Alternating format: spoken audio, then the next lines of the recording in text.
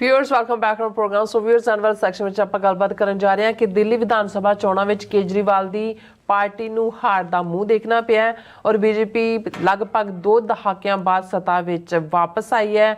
हुण सवाल ये पैदा हुंदा है कि पंजाब भी बीजेपी दे हत्थां विच जाएगा। सो जिस लई पहलां ही बहुत सारियां साजिशां जड़ियां ने और चल रही ने। सो इस बारे आपां गलबात करन जा रहे हैं। सो असीं चाहांगे कि तुसीं इसी तरह बने रहना, देखण सुन लई एंड लिखण लई तुहाडा सब दा बहुत बहुत धन्नवाद जी। डॉक्टर साहब की कहना चाहोगे? देखो, दिल्ली कोई फुल फ्लैज्ड स्टेट असैंबली भी नहीं है।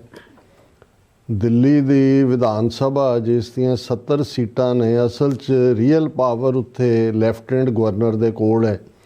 और असीं इन्हां सारे सालां च जिन्नी देर केजरीवाल दी सरकार भी रही है, किवें लैफ्टिनेंट गवर्नर ने किस लैवल दी दखलअंदाजी करके उन्हां नूं किन्नी वारी रोकिया। हर वारी फैसला जाके सुप्रीम कोर्ट च ही हुंदा रहा।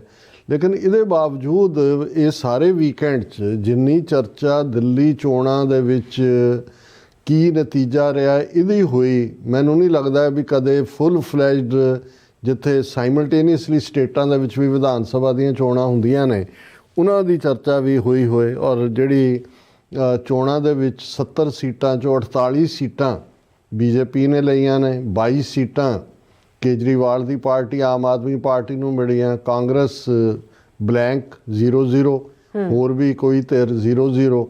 और इस सारे दे विच आलमोस्ट 5 ਜਾਂ 6 उम्मीदवार पग्गां वाले भी जड़े ने वो 2-3 आम आदमी दे ने, शायद 2-3 बीजेपी दे। मनजिंदर सिरसा जिहड़ा दिल्ली कमेटी च भी वड़िया होया है, उन्हां दा बिल्कुल पालतू कुत्ता और वो भी जित्तिया 18,000 के किन्नियां वोटां दे नाल। और दूजा कला यही नहीं कि भी केजरीवाल की पार्टी राउट आउट हुई, अरविंद केजरीवाल भी और मनीष सिसोदिया भी दोनों ही जड़े ने उन्होंने अपनियां सीटां भी हारियां ने। सो ये एक ज़्यादा वड्डी खबर बन गई कि जी उन्होंने अपनी सीटां भी हारियां। पर कुल मिला के इन्ना ज़्यादा जिस लैवल के उत्ते इसनूं प्रचारिया गया, जिन्हें एग्जिट पोल्स राही पहलां, और हालांकि इनू एक निरपक्ष एनालिस्ट के तौर पर कहना होए तो 3.5% वोटां का फर्क है जेतू धिर ते हारन वाले च। पर जिन्हों कहते हैं कि नथिंग सक्सीड्स लाइक सक्सैस, हुण इस दे उत्ते चर्चावां ने कि जी की गलत करता केजरीवाल ने जां की ठीक करदा कि लोकां दे विच उसदा उन्हें मुफ्त बिजली दित्ती, एजुकेशन दित्ती, क्लीनिक दित्ते, जमुना का पानी गंदा हो गया, पॉइजन है। उन्हें कहता हरियाणे वालियां ने वो नायब सैनी चीफ मिनिस्टर ने घड़े लिया के जमुना के पानी दे वो रखते कि जी पीओ, मैं भी पी रहा है। और मोदी ने भी कहता जमुना मैया की जय, ये तो जमुना मैया की बेइज्जती का। सो ये कोई शक नहीं है कि बीजेपी ने, RSS ने जाली वोटां बनाउण तो लैके जैन्यून वोटां कट्टण तो लैके नफरत ਦਾ जो भी उन्होंने डिवाइड एंड रूल कित्थे की, किते उत्तरांचल वाले लिया के खड़े किते, किते किसी होर नूं कीता। पर सिख परस्पैक्टिव तो जे असी देखिए, हुण एक पासे सानू कोई भुलेखा नहीं है पहले दिन तो ही कि केजरीवाल जिवें अन्ना हज़ारे की मूवमेंट चों कढ़िया गया, कढ़िया गया का मतलब है कि उन्होंने बिल्ट-इन किया गया, उन्हें पार्टी हुण अन्ना हज़ारे की जिहड़ी मनमोहन सिंह सरकार के खिलाफ मूवमेंट सी, हुण तां सबूत ने कि विवेकानंद फाउंडेशन ने फाइनैंस किया।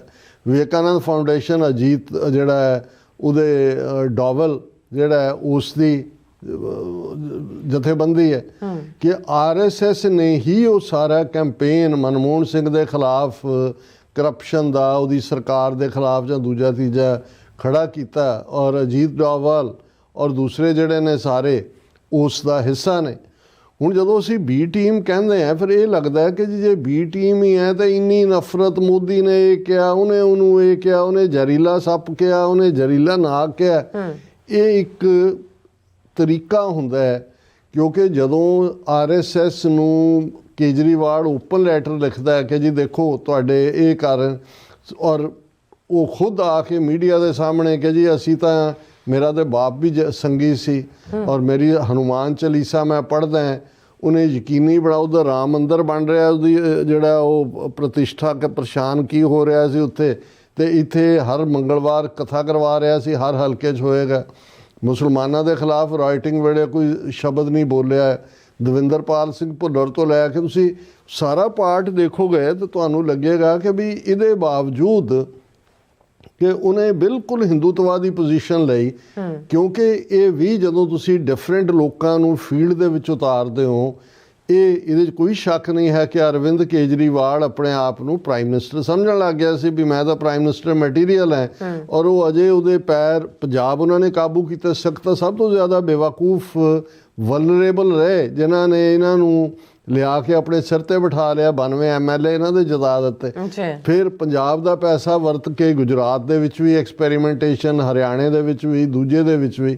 ਹੁਣ ਵੀ ਜਿਨ੍ਹਾਂ ਨੂੰ ਇਹ ਲੱਗਦਾ ਹੈ ਕਿ ਜੀ ਕੇਜਰੀਵਾਲ ਐਂਡ ਹੋ ਗਿਆ, ਜਿਵੇਂ ਉਹਦੇ ਸਾਰੇ ਜਿਹੜੇ ਪੁਰਾਣੇ ਸਾਥੀ ਸੀ, ਉਹ ਭਾਵੇਂ ਉਹ ਕੀ ਹੈ, ਉਹ ਕਵੀ ਜਿਹੜਾ ਇੱਕ ਕੁਮਾਰ ਵਿਸ਼ਵਾਸ, ਉਹ ਸਿਰੇ ਦਾ ਜਨਸੰਘੀ, ਸਿਰੇ ਦਾ ਹਿੰਦੂਤਵੀ, ਫਿਰ ਉਹ ਜੋਗਿੰਦਰ ਯਾਦਵ, ਇਹ ਸਾਰੇ ਜਿਹੜੇ ਲੋਕ ਨੇ ਇਹ ਲੱਗੇ ਨੇ। ਦੇਖੀਏ ਜੀ ਅੰਨਾ ਹਜ਼ਾਰੇ ਸਭ ਤੋਂ ਜ਼ਿਆਦਾ ਖੁਸ਼ੀ ਉਹਨੇ ਇਜ਼ਹਾਰ ਕੀਤਾ, ਦੇਖੋ ਜੀ ਅਸੀਂ ਤਾਂ ਪੋਲੀਟੀਕਲ ਹੈ ਹੀ ਨਹੀਂ ਸੀ ਸਾਡਾ। ਉਹਨੂੰ ਪੁੱਛੋ ਵੀ ਤੇਰਾ ਲੋਕਪਾਲ ਕਿੱਥੇ ਗਿਆ, ਦੂਜੇ ਕਿੱਥੇ ਗਏ।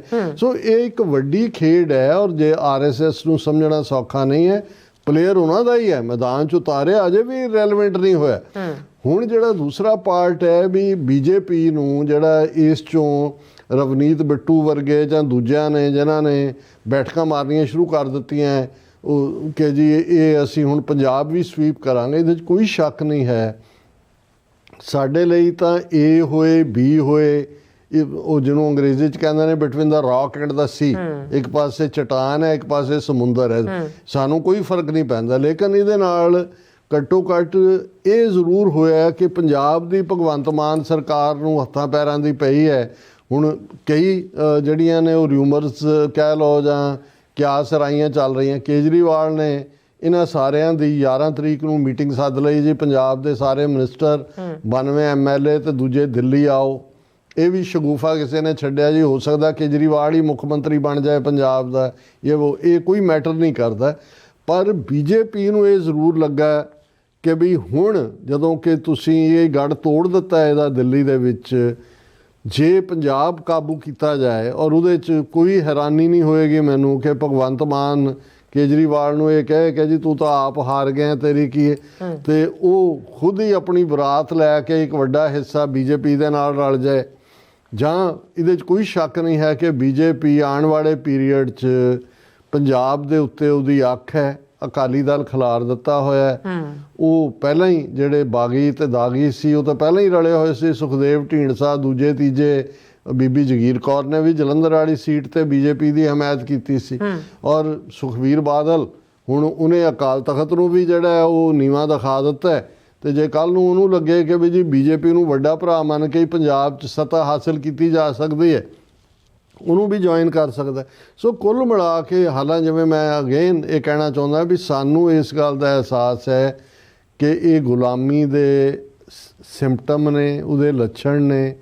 ਖਾਲਿਸਤਾਨ ਤੋਂ ਬਿਨਾਂ ਮਸਲੇ ਦਾ ਕੋਈ ਹੱਲ ਨਹੀਂ ਹੈ, ਪਰ ਜਿਹੜੀ ਕਰੰਟ ਕੋਈ ਚੱਲ ਰਹੀ ਹੁੰਦੀ ਹੈ ਗੱਲ ਜਾਂ ਕੋਈ ਇਸ਼ੂ, ਉਹਦੇ ਤੋਂ ਤੁਸੀਂ ਦੂਰ ਨਹੀਂ ਰਹਿ ਸਕਦੇ, ਕਿਉਂਕਿ ਸਾਡੇ ਵਿਊਅਰ ਹੀ ਸਾਨੂੰ ਦੂਰ ਨਹੀਂ ਰਹਿਣ ਦੇਣਾ ਚਾਹੁੰਦੇ। ਸੋ ਸਾਨੂੰ ਇਹ ਲੱਗਦਾ ਹੈ ਕਿ ਵੀ ਹੁਣ BJP ਹੋਰ ਵੀ ਖੁੱਲ੍ਹ ਕੇ, ਕਿਉਂਕਿ ਉਹਨਾਂ ਨੇ ਸਾਡਾ ਸੈਂਟਰ ਖਿਲਾਰ ਦਿੱਤਾ ਹੈ, ਅਕਾਲ ਤਖਤ ਨੂੰ ਜਿਹੜਾ ਹੈ ਉਹ ਚੈਲੰਜ ਕਰਵਾਇਆ ਸੀ, ਉਹ ਹੁਣ ਬਿਲਕੁਲ ਹੀ ਸਾਹਮਣੇ ਆ ਗਿਆ ਕਿ ਵੀ ਉਹਨੂੰ ਗਿਆਨੀ ਹਰਪ੍ਰੀਤ ਸਿੰਘ ਨੂੰ ਪਾਸੇ ਕਰਤਾ ਹੈ। ਗਿਆਨੀ ਰਘਬੀਰ ਸਿੰਘ ਵਲੈਤ ਦੀ ਸੈਰ ਕਰ ਰਿਹਾ, ਆ ਕੇ ਕਰਨਾ ਕੀ ਹੈ, ਸਾਰੇ ਕਾਣੇ ਕੀਤੇ ਹੋਏ ਨੇ। ਸੋ ਇਹਨਾਂ ਹਾਲਾਤਾਂ 'ਚ ਅਸੀਂ ਜਿੰਨੇ ਕਮਜ਼ੋਰ ਪੰਥਕ ਪਲੇਟਫਾਰਮ 'ਤੇ ਇਸ ਵੇਲੇ ਪੰਜਾਬ 'ਚ ਹੈ, ਮੈਨੂੰ ਨਹੀਂ ਲੱਗਦਾ ਅਸੀਂ ਪਿਛਲੇ ਪੀਰੀਅਡ ਦੇ ਵਿੱਚ ਕਦੇ ਵੀ ਐਸੇ ਰਹੀਏ। ਸੋ ਬਾਕੀ ਗੁਰੂ ਦੇ ਉੱਤੇ ਭਰੋਸਾ ਹੈ, ਅਲਟੀਮੇਟਲੀ ਇਹਨਾਂ ਦੀਆਂ ਸਾਜ਼ਿਸ਼ਾਂ ਨਾਕਾਮ ਹੋਣਗੀਆਂ। ਪਰ ਇਹ ਹੁਣ ਅਵੇਅਰਨੈਸ ਲੈਵਲ ਜ਼ਰੂਰ ਆਮ ਸਿੱਖ ਇਸ ਖੇਡ ਨੂੰ ਸਮਝ ਰਿਹਾ ਹੈ ਕਿ ਭਾਈ ਇਹ ਚੱਲ ਕੀ ਰਿਹਾ ਹੈ, ਤੇ ਹੋਪਫੁਲੀ ਜਿਹੜਾ ਪੰਜਾਬ ਦੇ ਵਿੱਚ ਅਲਟੀਮੇਟਲੀ ਸਿੱਖ ਇਸ ਨਤੀਜੇ 'ਤੇ ਹੀ ਪਹੁੰਚਣਗੇ। ਕਿਸਾਨਾਂ ਦੀ ਮੂਵਮੈਂਟ ਆਪਣੀ ਥਾਂ 'ਤੇ ਚੱਲ ਰਹੀ ਆ, ਉਹਨਾਂ ਨੇ ਵੀ ਮਹਾ ਪੰਚਾਇਤ ਰੱਖੀ ਹੈ। ਇੱਧਰ ਜਿਹੜਾ ਦੂਸਰੀਆਂ ਖੇਡਾਂ ਚੱਲ ਰਹੀਆਂ ਨੇ।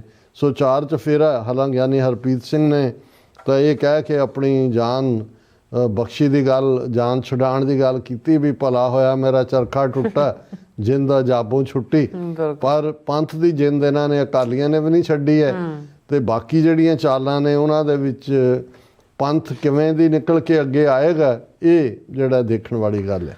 ਜੀ ਡਾਕਟਰ ਸਾਹਿਬ, ਤੁਹਾਡਾ ਬਹੁਤ ਬਹੁਤ ਸ਼ੁਕਰੀਆ। ਹੁਣ ਆਪਾਂ ਆਪਣੇ ਜਿਹੜੇ ਵਿਊਅਰਸ ਮੈਸੇਜ ਨੇ ਉਹ ਲੈਣ ਜਾ ਰਹੇ ਹਾਂ। ਨਿਹੰਗ ਸਿੰਘ ਜੀ ਅੱਜ ਸਾਡੇ ਪਹਿਲੇ ਵਿਊਅਰ ਨੇ, ਫਤਿਹ ਬੁਲਾਉਂਦੇ ਨੇ, ਔਰ ਇੰਦਰਜੀਤ ਸਿੰਘ ਸੰਧੂ ਜੀ, ਫਿਰ ਸੋਨਮਾਲ ਜੀ, ਪਰਮਿੰਦਰ ਜੀ, ਔਰ ਬਾਬਲ ਸਿੰਘ ਕੇ ਜੀ, ਔਰ ਇਸੇ ਤਰ੍ਹਾਂ ਧਰਮ ਸਿੰਘ ਜੀ, ਟੋਚਾ ਸਿੰਘ ਜੀ, ਸਾਇਲੈਂਟ ਜੀ, ਔਰ ਫਿਰ ਇਸੇ ਤਰ੍ਹਾਂ ਰਣਜੀਤ ਸਿੰਘ ਜੀ, ਰਾਜਨਪ੍ਰੀਤ ਸਿੰਘ ਜੀ, ਸਭ ਸਾਨੂੰ ਫਤਿਹ ਬੁਲਾਉਂਦੇ ਨੇ।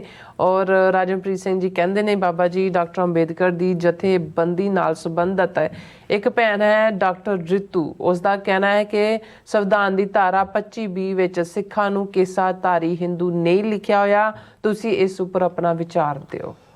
ਰਾਜਨਪ੍ਰੀਤ ਸਿੰਘ ਜੀ ਦੇਖੋ, ਜਦੋਂ ਇਹ ਕਿਹਾ ਜਾਂਦਾ ਨਾ ਕਿ ਸੰਵਿਧਾਨ ਸਾਨੂੰ ਕੇਸਾਧਾਰੀ ਹਿੰਦੂ ਮੰਨਦਾ, ਇਹ ਨਹੀਂ ਹੈ ਵੀ ਐਗਜ਼ੈਕਟ ਇਹ ਲਫ਼ਜ਼ ਲਿਖੇ ਹੋਏ ਨੇ, ਪਰ ਜਦੋਂ ਸੰਵਿਧਾਨ ਦੀ ਧਾਰਾ 25B ਸਿੱਖਾਂ ਨੂੰ, ਬੌਧੀਆਂ ਨੂੰ, ਜੈਨੀਆਂ ਨੂੰ ਹਿੰਦੂ ਐਲਾਨਦੀ ਹੈ, ਤੇ ਮਤਲਬ ਇਹ ਫਿਰ ਅੱਗੋਂ ਉਹਦੀ ਇੰਟਰਪ੍ਰੀਟੇਸ਼ਨ ਹੈ ਕਿ ਜਦੋਂ ਤੁਸੀਂ ਹਿੰਦੂ ਮੈਰਿਜ ਐਕਟ ਵੀ ਉਸੇ ਦੇ ਥੱਲੇ ਲਾਗੂ ਹੋਇਆ, Hindu succession act, Hindu code bill, ਕਿਉਂਕਿ ਸਭ ਦਾ ਬੇਸ ਆਰਟੀਕਲ 25B ਹੈ। ਲਫ਼ਜ਼ ਉਹਦੇ 'ਚ ਕੇਸਾਧਾਰੀ ਹਿੰਦੂ ਦੇ ਨਹੀਂ ਨੇ, ਲੇਕਿਨ ਜਦੋਂ ਆਰਟੀਕਲ 25B ਸਿੱਖਾਂ, ਬੌਧੀਆਂ, ਜੈਨੀਆਂ ਨੂੰ ਉਹਨਾਂ ਨੇ ਕਿਹਾ ਵੀ ਜਦੋਂ ਵੀ ਇਹਦਾ ਹੋਏਗਾ ਤੇ ਇਹ ਐਜ਼ ਏ ਹਿੰਦੂ ਤਸੱਵਰ ਹੋਣਗੇ, ਸੋ ਫਿਰ ਅਸੀਂ ਕੇਸਾਧਾਰੀ ਹਿੰਦੂ ਹੀ ਬਣ ਜਾਂਦੇ ਹਾਂ। ਜਦੋਂ ਹਾਂ ਹੀ ਹਿੰਦੂ ਸੰਵਿਧਾਨ ਦੇ ਥੱਲੇ ਇੱਕ ਬਿਨਾਂ ਕੇਸਾਂ ਤੋਂ ਹਿੰਦੂ ਨੇ, ਇੱਕ ਤੁਸੀਂ ਇਹ, ਹਾਲਾਂ ਇਹ ਲਫ਼ਜ਼ ਐਗਜ਼ੈਕਟ ਨਹੀਂ ਲਿਖੇ ਹੋਏ, ਲੇਕਿਨ ਹਿੰਦੂ ਹੀ ਬਣਾਇਆ ਹੋਇਆ 25B ਨੇ ਸਿੱਖਾਂ, ਬੌਧੀਆਂ, ਜੈਨੀਆਂ ਨੂੰ। ਜਸਰੀਤ ਔਰ ਜਤਿੰਦਰ ਸਿੰਘ, ਫਿਰ ਜਤਿੰਦਰ ਸਿੰਘ,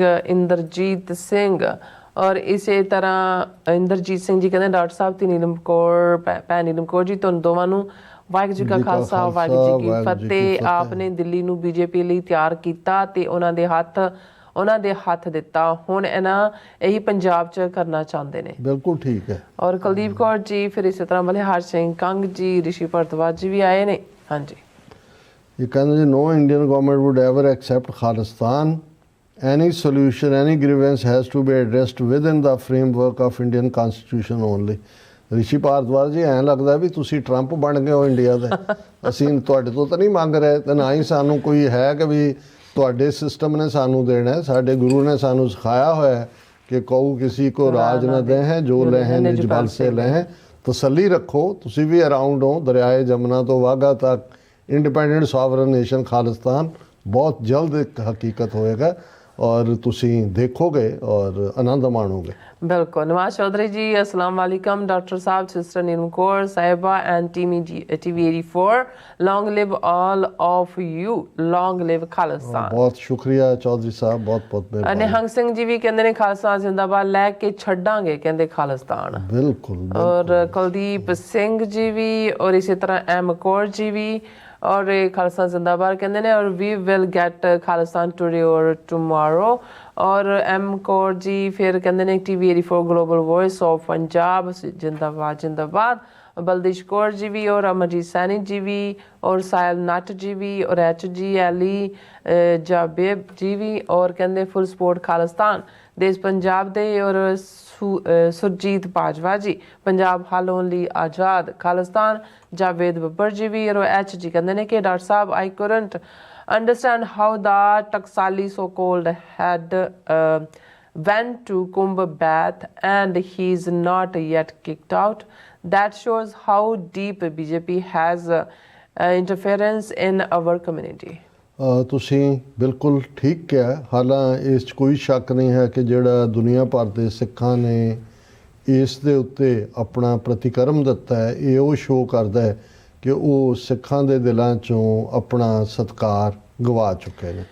ਹੋਰ ਇਸੇ ਤਰ੍ਹਾਂ ਹਾਂਜੀ ਚਰਨਜੀਤ ਸਿੰਘ ਜੀ ਵੀ, ਔਰ ਐਸ਼ਲੇ ਵੀ ਕਹਿੰਦੇ doctor sahib east Punjab was a Hindu majority prior to ਹਾਂਜੀ partition it only became Sikh majority after partition and redistribution of states within India, so a Khalistan must be within West Punjab।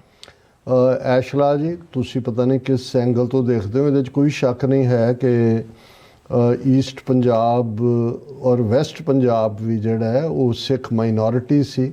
In fact pre partition 29 ਜ਼ਿਲ੍ਹੇ ਪੰਜਾਬ ਦੇ ਸੀ, ਸਿੱਖ ਕਿਸੇ ਵੀ ਜ਼ਿਲ੍ਹੇ 'ਚ majority 'ਚ ਨਹੀਂ ਸੀ। ਪਰ 47 ਤੋਂ ਬਾਅਦ ਇੱਕ ਸਿੱਖ ਮੈਜੋਰਿਟੀ ਸਟੇਟ ਬਣੀ ਜਿਹਦਾ ਨਾਂ ਪੈਪਸੂ ਰੱਖਿਆ ਗਿਆ, ਜਿਹੜੀ 1956 ਤੱਕ ਐਗਜ਼ਿਸਟ ਕਰਦੀ ਸੀ, ਜਿਹੜੀ Patiala and eastern states union ਦੇ ਨਾਂ ਥੱਲੇ ਸੀ, ਜਿਹਦੇ 'ਚ ਪਟਿਆਲਾ, ਨਾਭਾ, ਜੀਂਦ, ਕਪੂਰਥਲਾ, ਕਲਸੀਆਂ, ਮਲੇਰਕੋਟਲਾ ਇਹ ਸੀ। ਔਰ 1956 'ਚ ਫਿਰ ਪੈਪਸੂ ਨੂੰ ਤੋੜ ਕੇ, ਕਿਉਂਕਿ ਇਹ ਦੇਸੀ ਰਿਆਸਤਾਂ ਰਾਜੇ ਸੀ, ਜਦੋਂ ਉਹਨਾਂ ਨੂੰ ਤੋੜ ਕੇ ਪੈਪਸੂ ਸਟੇਟ ਨੂੰ ਪੰਜਾਬ ਦੇ ਵਿੱਚ ਮਿਲਾਇਆ ਗਿਆ, ਈਸਟ ਪੰਜਾਬ। 1966 ਦੇ ਵਿੱਚ ਜਦੋਂ ਫਿਰ ਰੀਆਰਗੇਨਾਈਜ਼ ਕੀਤਾ ਗਿਆ, ਹਿਮਾਚਲ, ਹਰਿਆਣਾ ਦੇ ਨਾਂ ਥੱਲੇ ਕੱਢੇ ਗਏ, ਫਿਰ ਸਿੱਖ ਮੈਜੋਰਿਟੀ ਪ੍ਰੋਵਿੰਸ ਬਣਿਆ। ਅੱਜ 50,350 ਸਕੁਅਰ ਕਿਲੋਮੀਟਰ ਏਰੀਏ 'ਚ ਸਿੱਖ ਪੰਜਾਬ 'ਚ ਨੇ। ਅਸੀਂ ਆਲਰੇਡੀ ਲਹਿੰਦੇ ਪੰਜਾਬ ਨਾਲ ਆਪਣਾ ਜਿਹੜਾ ਹਿੱਸਾ ਵੰਡਾ ਲਿਆ ਹੋਇਆ। ਸੋ ਅਸੀਂ ਜਿਹੜਾ ਉਹ ਜਿਵੇਂ ਹਮੇਸ਼ਾ ਕਹਿਣਾ ਹੁੰਦਾ ਵੀ ਫਰੈਂਡਲੀ ਰਿਲੇਸ਼ਨਸ ਹੋਣ, ਬਾਰਡਰ ਖੁੱਲ੍ਹਿਆਂ ਵਾਂਗ ਡੀਲ ਹੋਏ, ਲੇਕਿਨ ਅਸੀਂ ਉਸ ਏਰੀਏ ਦੇ ਉੱਤੇ ਹੀ ਕਲੇਮ ਕਰਦੇ ਹਾਂ ਜਿੱਥੇ ਕਿ ਸਾਡੀ ਮੈਜੋਰਿਟੀ ਹੈ। ਹੁਣ ਵੀ ਜਿਹੜੇ ਰਾਜਸਥਾਨ ਦੇ ਗੰਗਾਨਗਰ, ਹਨੂਮਾਨਗੜ੍ਹ ਔਰ ਹਰਿਆਣੇ ਵਿਚਲੇ ਉਹ ਇਲਾਕੇ ਜਿਹੜੇ ਡੈਲੀਬਰੇਟਲੀ 1966 'ਚ ਬਾਹਰ ਕੱਢੇ ਗਏ ਨੇ, ਉਹਨਾਂ ਨੂੰ, ਔਰ ਨੈਚੁਰਲ ਹਿਲਸ ਜਿਹੜੀਆਂ ਸ਼ਿਵਾਲਿਕ ਦੀਆਂ ਨੇ। ਸੋ ਲਹਿੰਦਾ ਪੰਜਾਬ ਅਸੀਂ ਪਾਕਿਸਤਾਨ ਦੇ ਨਾਲ ਇੱਕ ਗੁਆਂਢੀ ਮੁਲਕ ਵਾਂਗ ਵਸਣਾ ਚਾਹੁੰਦੇ ਹਾਂ। ਮਨਪ੍ਰੀਤ ਸਿੰਘ ਢਿੱਲੋਂ ਜੀ ਵੀ ਔਰ ਗੁਰਵਿੰਦਰ ਮਾਨ ਜੀ ਵੀ, ਸਤਨਾਮ ਸਿੰਘ ਜੀ ਵੀ, ਮਨਪ੍ਰੀਤ ਸਿੰਘ ਜੀ ਕਹਿੰਦੇ ਨੇ ਕਿ ਡਾਕਟਰ ਸਾਹਿਬ ਤੇ ਨੀਲਮ ਕੌਰ ਜੀ ਅਤੇ ਸਭ ਸੰਗਤ ਨੂੰ ਗੁਰੂ ਗੋਬਿੰਦ ਸਿੰਘ ਸਾਹਿਬ ਜੀ ਦੇ ਵੱਡੇ ਸਾਹਿਬਜ਼ਾਦੇ ਬਾਬਾ ਅਜੀਤ ਸਿੰਘ ਜੀ ਦੇ ਜਨਮ ਦਿਹਾੜੇ ਦੀਆਂ ਬਹੁਤ-ਬਹੁਤ ਵਧਾਈਆਂ ਜੀ। ਔਰ ਅਮਨ ਸਿੰਘ ਖਾਲਸਾ ਜੀ ਵੀ, ਔਰ ਇਸੇ ਤਰ੍ਹਾਂ ਐਸ਼ਾ ਹਾਂਜੀ ਇਹ ਫਿਰ ਅੱਗੇ ਸਾਡੇ ਕੋਲ ਬਲੈਕੀਆ ਗੇਮੀਆ ਜੀ ਵੀ, ਜਸਪਾਲ ਸਿੰਘ ਖਾਲੇ ਜੀ ਵੀ, ਔਰ ਸਿੰਘ ਗਰਚਾ ਜੀ ਵੀ, ਅਮਰਜੀਤ ਨਿੱਜਰ ਜੀ ਵੀ, ਔਰ ਅਮਰੀਕ ਸਿੰਘ ਜੀ ਵੀ, ਐਂਜਲ ਗਿੱਲ ਜੀ ਵੀ, ਔਰ ਅਮਰੀਕ ਸਿੰਘ ਜੀ ਸਭ ਦਾ ਬਹੁਤ ਬਹੁਤ ਸ਼ੁਕਰੀਆ। ਹੁਣ ਆਪਾਂ ਆਪਣੇ ਵੀਰਸ ਕੋਲ ਕੇ ਲੈਂਦੇ ਹਾਂ ਇਜਾਜ਼ਤ। ਵਿਊਅਰਸ, ਸਾਡੇ ਪ੍ਰੋਗਰਾਮ ਦਾ ਸਮਾਂ ਇੱਥੇ ਮੁੱਕਦਾ ਹੈ। ਤੁਸੀਂ ਆਪਣੀ ਰਾਏ ਤੇ ਸੁਝਾਅ ਸਾਨੂੰ ਭੇਜਣਾ ਨਾ ਭੁੱਲਣਾ ਸਾਡੇ ਇਸ ਪਤੇ ਤੇ SOS@TV ਤੇ ਅਸੀਂ ਆਪਣਾ ਪ੍ਰੋਗਰਾਮ ਲੈ ਕੇ ਫਿਰ ਦੁਬਾਰਾ ਤੁਹਾਡੇ ਸਾਹਮਣੇ ਮੁਖਾਵਾਂਗੇ। ਤਦ ਤੱਕ ਲਈ ਮੈਨੂੰ ਤੇ ਆਪਣਾ ਸੁਣਾ ਗਿਆ ਦੋ ਦੀ ਤੀਰੋ TV4 ਬੁਲਾ ਦਿਓ ਫਤਿਹ। ਵਾਹਿਗੁਰੂ ਜੀ ਕਾ ਖਾਲਸਾ, ਵਾਹਿਗੁਰੂ ਜੀ ਕੀ ਫਤਿਹ। ਰੱਬ ਰਾਖਾ।